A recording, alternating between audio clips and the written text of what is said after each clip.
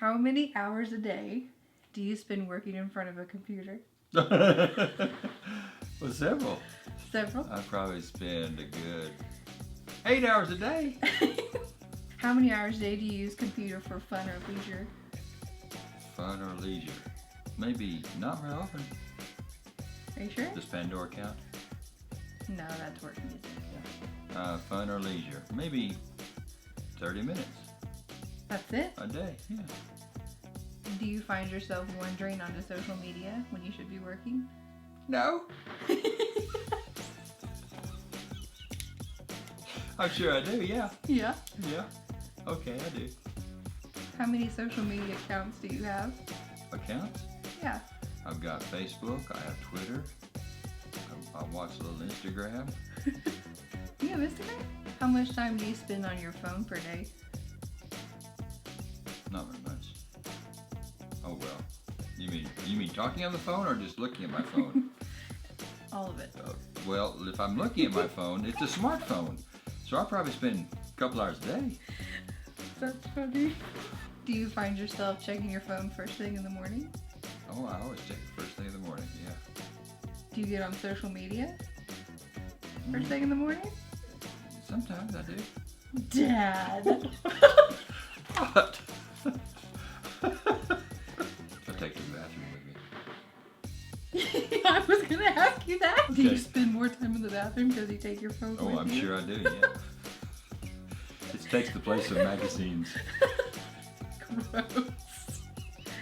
But let's be real, we all do it. Yes, we do. Do you ever engage with multiple devices at the same time? Yeah.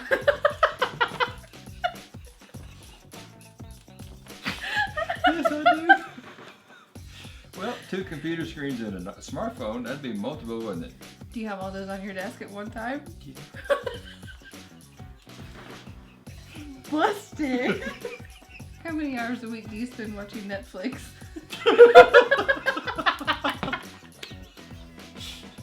Well, I probably spend Busted at least again. 1 hour a night.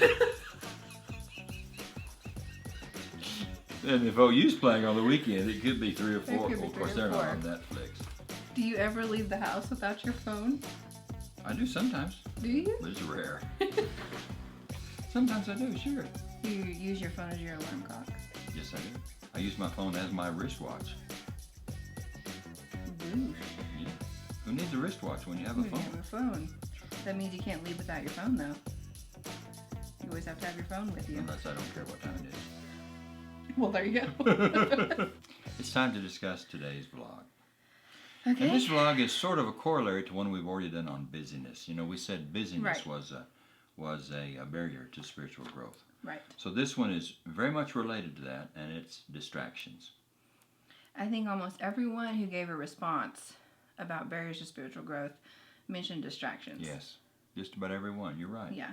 Well, you know, they say that we live in the age of distraction Really? right now. Uh-huh. Well, I believe that. Yeah. Your answers to the quiz proved it. I'm kidding. It's easy to be distracted in this culture. Yeah, and that basically the new currency is attention. The new currency is attention. Mm-hmm. That anyone who can give their attention and focus Whoa. are the ones doing well. Wow. So we want to talk about distractions as a barrier to spiritual growth. Suze, I want to ask you, what are some of the distractions that people mention or other interests that often compete with spiritual growth With time? spiritual growth time. Yeah. That's a good question. I think there's a lot in our culture today. Definitely, I would say screens Screens. are huge, whether that be computer screens, our cell phone screens, TV screens, tablet screens. Smartphone screen. Man, even at like restaurants now on the table, they have little screens Yes. on there. So screens are huge distractions. Mm-hmm. We can break that down Okay. to what is on those screens. All right. What do you have in mind? Let's just kick it off with a big one in today's culture, which would be social media. Okay. I think that is a huge distraction. Well, I think it certainly could be. I mean, if you spend a lot of time in your day checking social media, could be a great distraction. Definitely. I think sometimes we wake up and the first things we check is social media. We check it at breaks. We check it when we should be doing work. We tend to drift to social media. Especially if you work on a computer, like we do, it's very easy to drift to social media without us even knowing to. I think social media has actually, well, let me back up. When I talk about some of these distractions, I don't think all of them are bad. I think they can be good. A lot of distractions today, I think, are technology, have to do with technology, social media, screens, things like that. But I do want to say that some of these distractions are not all bad. Right. They can be great tools. Well, after all, we try to use Facebook and Twitter and technology in Connect 3 Ministries. Right. Exactly. So we're not against those things. Right. Right. I think they can be great tools. I just think we have to beware of some of the dangers that come with that. We can spend too much time on them. Yeah, how easily they can become distractions. How easily they can become habits. Ah, okay. Good. Of ours. It's a good thought.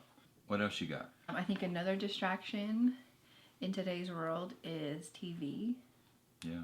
More so Netflix and other platforms like that. I like my Madam Secretary. Your Madam Secretary. I like my Blue Bloods. I know. Those are good shows. Really easy to binge watch. Yes. Netflix. They make it really easy to that, and I'm totally at fault for doing Commercial that. free, babe. I know. Yeah. And why watch one when you could watch 5 in a row? Having to do with screens, a distraction can be video games. Oh, yes. Good. Now, some people would think that this would really apply to like teenagers, which it definitely can. Bryce and I have worked with a lot of teens, and video games were huge. But it also applies to adults, I think. I think video games can be a big distraction. They can really suck Take in a lot our of time. I think relationships can be a distraction in today's culture. Relationships. Yes. Now, I think, of course, we need relationships. We need community. People are important, and we need them in our lives. Right. But I think now, in this age of distraction, things are really changing with how we form relationships, what we think relationships might be, like on social media. Maybe we think we have a lot of relationships, but I don't know if all of them would be classified as real relationships. Virtual relationships. Oh man, talk about the online dating world now. Is that big? It is huge. Really? It's huge. It's crazy. In fact, I just recently had a conversation with a good friend of mine about this. And I think online dating, or dating in general, has become like a full-time job for people. And I asked her, I said, are people just now meeting online? Is that how the dating scene is going? And she actually sent me an article. And there was a line in that article that I thought was really good. I don't remember the name of the article. But it talked about a lot of these online dating places. You have to set up a profile. And you list everything about you and, stuff like that. And they said it seems to be a regimented, analytical, ruthless search for perfection. Does that mean you're always going to the site and revising it? Yeah, or if you're looking to date someone on that site, you're always constantly checking that site. You're always constantly reading up on people.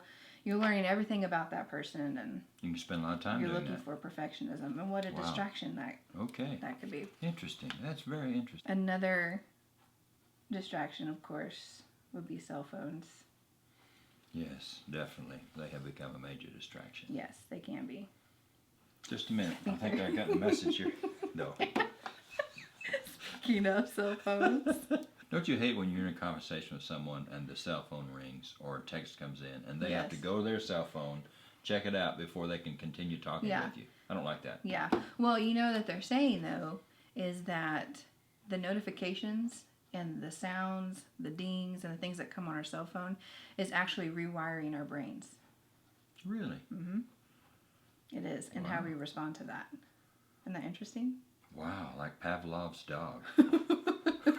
We hear the bell and we immediately go to it. That's right. Hmm. Of course, we really can't go anywhere without our cell phones. And, Bryce and I, when we were working in youth ministry, we would get sometimes frustrated because we would put something in the bulletin or put something about something going on with the youth, and we would talk about it, we'd put it in the bulletin, it'd be on the website and stuff like that. Then people still act like they didn't know about it. Hmm. We were like, what is the deal? We've been talking about it for, weeks. So finally said, we're going to have to start putting it into their hands, which meant we had to send it to their cell phone. Wow. And if that means then they would see it. Hmm. So Very good. Okay. it's like an extra appendage. Hmm. Well said. Exercise, sporting activities. Mm-hmm. Either televised or participatory. Mm-hmm. I like my OU Sooner basketball and football, but you can spend 3-4 hours watching a single game. Mm-hmm. So, okay, I get Yeah. that. And exercise. Exercise is big these days. It is. Exercise is very big. Health in general is very big, which is a good thing. It's a good thing. It should be. But you can spend too much time doing those things, is what you're saying. You can. Yeah, you can. And I think even with the rise of social media and things like that, exercise can easily become an addiction in some ways. A lot of these things can become addiction. Good. This is a good one. And I think this actually may sum up a lot of distractions. I think there is a bad case of FOMO in our culture today.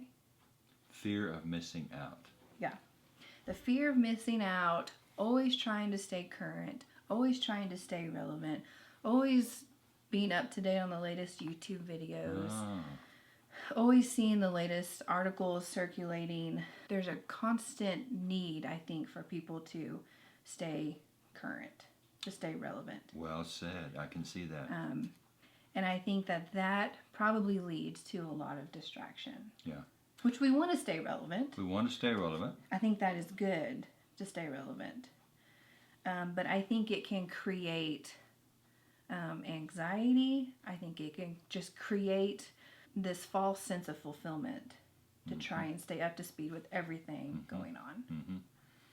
And can become, again, so time consuming Yes. that you don't have time for what's important. That's right. Okay. That's Gotcha. right. Well, interesting. When we try and stay current and try and stay relevant, one of the dangers is that when we allow these devices or these platforms or interest, there can be other, hobbies are good, but hobbies could be distractions. When we allow other things like that to live at the center of our life, I think it pushes out values and practices that enhance the nature of our lives. Excellent. Which, That's good, which huh? we know, which we all know. Enough talk about the distractions that keep us from spending time with God and working on our relationship with Him. Let's talk about solutions, suggestions. Okay. What would be your first suggestion for how we can limit the amount of time that we spend on these distractions? Maybe first of all, we need to evaluate everything we're bringing into our daily lives. Maybe evaluate, make a list of what you do, and maybe look at those and eliminate the ones that aren't really adding value to your day in and day out. Are there things that aren't making you as productive? I think Ann Voskamp said this in one of her blogs. The cure to distraction is subtraction. Very good. Okay. So subtract things from your daily life or your life that are not adding value, that are keeping you from your priorities. And We're back to the idea of simplifying your life. that's right. Removing the clutter. That's right. Removing the activities that don't add a lot of value to your life. The more distraction, the more gadgets, the more technology, the more busyness, the more clutter. There may be some things, say you work at your computer, there are websites. I think one is called Rescue Time, is a website where you can set blockers. I know Bryce does this. In the morning he works on the computer. So he found a website where from 6:30 to 8:30 in the morning he is blocked from certain websites and he is not allowed on. Wow. I may have to try that. So you Kind can of even set up forced discipline. forced discipline. Yeah. Okay. That'd be one way. Again, that's one way technology actually helps us.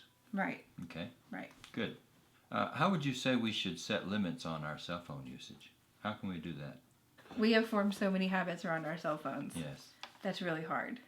You know, I've heard a lot of people say that when they eat meals, especially with their families, cell phones are banned.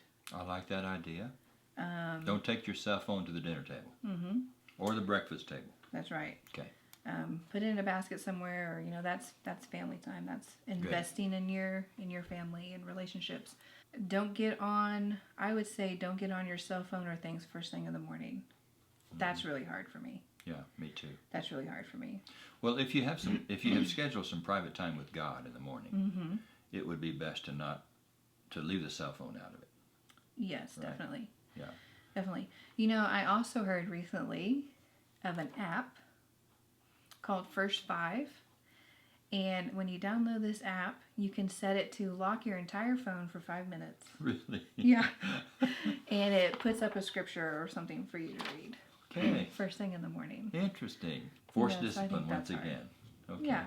Just maybe really evaluate when you need your cell phone and when you don't need your cell phone. Okay. And try to leave it behind. Good. And I'm going to make a plug for mentors. Because the millennial generation and younger need mentors to help them navigate and wade through some of that Interesting. information. Good. I like that So idea. I also think finding a mentor can help with distractions. Excellent. And that's also spending time with somebody, having a real relationship with somebody, Very good. and it's also helping the younger people navigate through culture and information and everything going around. That's good. That must be something you learned from your days in youth and family ministry. That's good. I think, of course, we need to plan how we use our time, which we've Yes. talked about. Budgeting our time. Yeah, we've talked about budgeting our time. I think that's important. Yeah. And you've talked about some productivity Yeah. help. I was snooping around Michael Hyatt's website recently, and he's got some podcasts that I think would help our viewers. The podcasts are entitled The Disciplined Pursuit of Less, and also his Essentialism Archives. There are several podcasts that relate to making the most of the time, how to budget your time, how to simplify your life, how to schedule your day Yeah. to make the most of the time, things like that. I think that's important. And as we plan our time, we also plan our spiritual time Yes, every day. excellent. I think the cost of distraction is very high. And I believe that a lot of today's distractions serve as numbing agents because we are living incongruent with who we are. Oh boy, good. And I think the only way to get true fulfillment and to find who we are is to spend time with our Creator. Yes. So I think it's, of course, important to plan spiritual time. Yes, and once With the again, Lord. we have to be proactive. Yeah. We have to take control of our time and of our lives and say, this is something we must fit into our day. Right. But I think that's well said. Great suggestions. Right. Okay. When it comes down to it, I think it's a matter of focus. Focus. And focus is eliminating distractions. Excellent. Focus is eliminating distractions. So I don't have to give up my cell phone. No. I don't have to give up technology or the computer. No. I just don't need to. I should not allow those tools to enslave me. That's a good word. Yeah. Enslave. Okay. We'll see you next time. Bye-bye.